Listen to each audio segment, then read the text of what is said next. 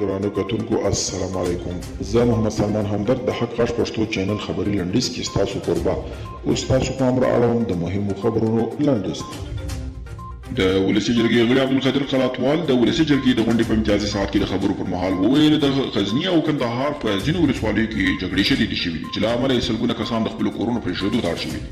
هغه ویلي که وضعیت همداسې دوام کوي ښایي بشري ناورین رامنځته شي. له پاکستان خپرېدونکي ورځپاڼې ایکسپریس ټربیون په یوه لیکنه کې ویلي که چېرته وضعیت همداسې دوام پیدا کړي او د تاوتریخوالي کچه کمه نه شي له امکانه لرې نه ده چې امکان د امریکا ولسمشر جو بایډن به په وروستیو شېبو کې هم پر خپله پرېکړه بیا کتنه وکړي. تېره ورځ په مصر کې له خطه د یوه اورګاډي د وتلو له امله 11 کسان وژل شوي او 98 نور ټپیان شوي دي. د راپورونو له مخې دغه پیښه د نیل ډیلتا ته نږدې سیمه کې شوې ده. په مصر کې تېره میاشت هم د 2 اورګاډو د ټکر له امله 20 کسه ووژل شوي وو.